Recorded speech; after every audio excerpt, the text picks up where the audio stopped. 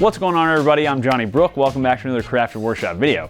In this week's video, I'm going to show you how I completely made over this side of my shop. This is the metalworking side of my shop, which doesn't get a lot of screen time because it usually is in a state of terrible clutter and disorganization. So I kind of went back to the drawing board here, completely reorganized this space, made sure all the tools were laid out and placed in areas that made sense so that they would be easily accessible. And I just love the way it came out. Not only does it look great over here, but it functions really well. So obviously a lot of these items came from Craftsman, who are the sponsor of this week's video. So thanks to them for sponsoring this video.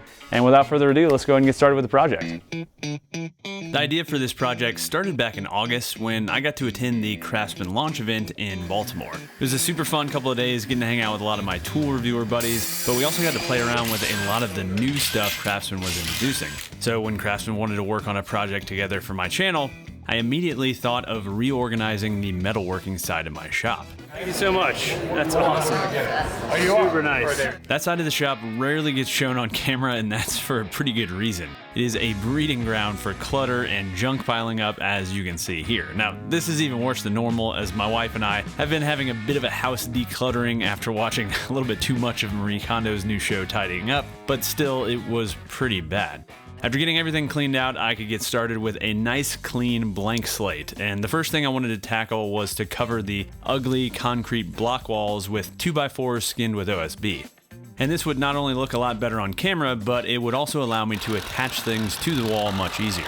So since this is an exterior wall and concrete wicks moisture, I needed to use pressure-treated 2x4s here.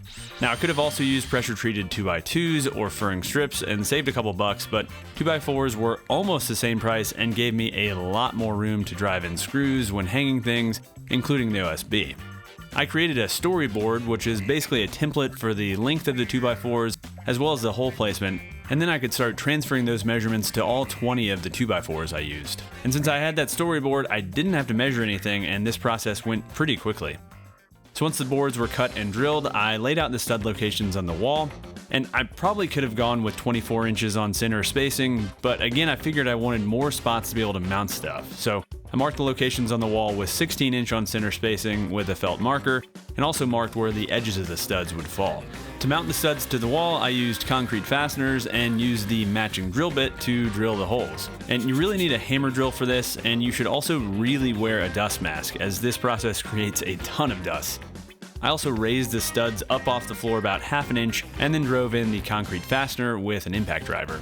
And I set the impact driver to its lowest torque setting, which is a really nice feature on this particular V20 impact driver, as it's pretty easy to strip those holes if you apply too much torque. With the first fastener in place, I used a level to make sure the stud was nice and plumb, and then drilled the rest of the holes and added the rest of the fasteners using the same process. So with all the studs in place, I could move on to adding the OSB, and I had my local Lowe's cut the panels to length, but I did need to notch out the first two panels to fit around the mini split. So when installing the panels, I made sure to put a spacer under the panel to keep it up off the floor, again to avoid contact with any water. I used 1 1/4" screws to fasten the panels to the studs, and checked for plumb before driving in the screws. I also used a laser level to help make sure I drove screws into the studs, hence why I turned the lights off here. It made it a little bit easier to see. And I could just move the laser line for each of the two center stud locations, which only took a few seconds, and this also ensured perfectly straight screw alignment. The next obstacle to cut around was this outlet, and I didn't need to worry about the surface mounted conduit itself, as the 2x4 cleared that, but I did need to cut out a hole for the outlet itself. I laid out the location on the OSB panel and then cut out the hole using the jigsaw, and as you can see, I pretty much nailed it, which I was pretty happy with. I just continued working my way down the wall until I got to the last panel, which needed to be ripped to width, and I measured the width and then ripped it to width. So the last piece of OSB I needed to cut was to cover the gap above the mini split, and this was really just purely aesthetic. So with all the OSB attached, I could move on to paint, and I did go back with a sanding pad and knock off any loose pieces, as well as tape off the edges off camera prior to painting. And OSB is incredibly thirsty and absorbs paint at a pretty insane rate. I used primer for the first 2 coats and used an entire gallon for a coat and a half. This is only about 190 square feet, and it really should have done 2 coats, so plan accordingly. Also, the wall looked pretty crappy after the first coat, I gotta admit, but each additional coat really helped to even things out. Once the paint dried, I could start moving all of the new stuff into place and figuring out exactly where I wanted everything to go. And when coming up with this layout, I actually started in SketchUp, which is really helpful for this kind of thing. Rather than trying to find exact models of all these items, I just created a cube for each thing, which is really helpful in representing the amount of space each item will take up. And one thing that kind of ended up working out perfectly was the fact that the height of my welding table and this new workbench were almost identical, and I figured putting my metal chop saw between those two things would give me some infeed and outfeed support when cutting longer pieces of steel. So to accomplish this, I needed to build a simple stand for the saw, which I just built out of some 2x4s and the leftover OSB from the walls. I used pocket holes for the joinery on the frame, so next I drilled pocket holes in all of the stretcher pieces using my pocket hole jig. To assemble the frame, I used 2.5-inch pocket screws and made sure to clamp the pieces together before driving the screws to keep them from moving around. And there's a stretcher around the top end of the legs, as well as another set of stretchers about 12 inches up off the floor, which stabilizes the legs and also adds a nice shelf to the stand.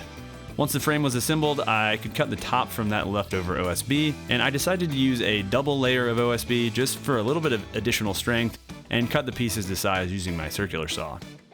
To attach the top to the base, I added glue to the top edge of the stretchers, put on the first piece of OSB and got it positioned, and then attached both pieces of OSB to the frame using 1.25-inch screws. For the bottom shelf, I just happened to have two almost perfectly sized offcuts, and I really just needed to trim them to length and notch them out. I trimmed them to length with the circular saw, and then notched them out to make them fit around the legs with the jigsaw. And once the pieces fit nicely, I attached them with 1.25-inch screws.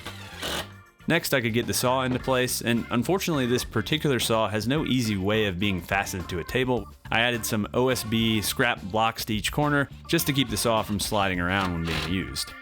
The last thing to add was a piece of sheet metal to the wall behind the saw, and I actually don't think this is totally necessary since this is a cold cutting saw, not an abrasive saw, but I had the piece of steel sitting around already, so I went ahead and added it. Also, you might have noticed that VersaTrack wall organization system on the wall above the workbench and welding table in a few of these shots, and here's how I installed those. I spaced my holes 3/4 of an inch in from each end and added two 2-inch screws at each stud location, and I decided to stagger my pieces so that I'd get a little bit more usable storage space. I made sure the first piece was really level so that the rest of the pieces could reference off of that piece.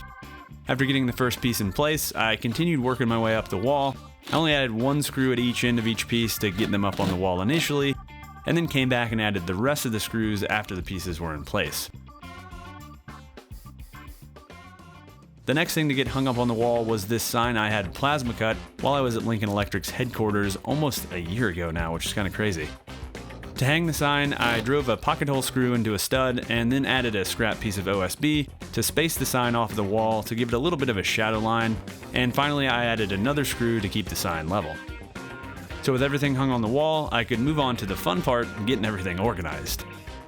So I started with the VersaTrack above the workbench, getting my T-handle hex wrenches hung up. I also wrote on the sizes on each key nice and big with a paint pen so that I could quickly see the hex key sizes at a glance. Next, I could get the rest of the tools hung on the wall, and a lot of these handheld power tools like the V20 drill, impact driver, and jigsaw have VersaTrack clips that can be added, which makes them super easy to hang. Another thing I knew I wanted to have easily accessible were these sets of open-end wrenches, which I also use quite a bit, especially when assembling things. And I hung these on hooks, and it's also really easy just to take the whole set with me if I need to. I also added a nice big power strip to the wall below the VersaTrack, which is a super convenient spot to plug in any of my corded power tools that I might use at this workbench. Next, I wanted to whip up a quick little storage system for my belt grinder belts, which have always kind of been in my way. And I decided to keep it nice and simple and just added some long screws to a 2x4. And these screws have a large head which helps keep the belts from sliding off.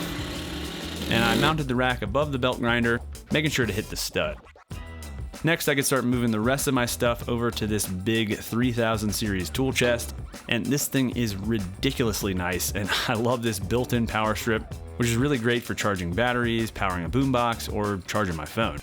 I also added this little magnetic cup holder to the front of one of the drawers just to hold any liquid refreshments I might have with me in the shop. And after that, other than a few little odds and ends, that was pretty much it, so I could call this project complete. All right, hopefully you guys enjoyed this one. I am absolutely floored with the way this whole thing came together. I spent a lot of time in kind of the planning phase of this, and I'm really glad I did, because I think everything just ended up in a great spot, a spot where it's going to be super useful. And the nice thing is that even though some of these tools might be a little bit tight together, if I need to, let's say, drill a piece that's super long on the drill press, I can easily just slide it out a foot or two and I'll have plenty of room. I will have a free SketchUp model of the chop saw stand available on my website. If you guys want to check that out, I'll have a link to that in the video description below. Obviously it's super simple and you could probably figure it out based on the video, but I'll have that available. Also, another huge thanks to Craftsman for sponsoring this week's video. Obviously, it would have been pretty difficult to do all this stuff without these new tools and new storage items. I'll have links to all of the products I featured down in the video description below, as well as links to any of the other tools and materials I might have used during this project. Thanks again for watching, everybody. If it's your first time to the channel, go ahead and get subscribed. I put out new project videos like this pretty much every week. Also ring that little notification bell so you don't miss any of my future videos. And last, I have added that YouTube membership functionality to the channel that allows you some behind the scenes access. They get access to free plans from time to time. It's just a really fun way to kind of connect with me on a little bit more of a tight community basis. So there will be a link to that somewhere on the screen, and I guess that's it. So until next week, guys, thanks for watching and happy building.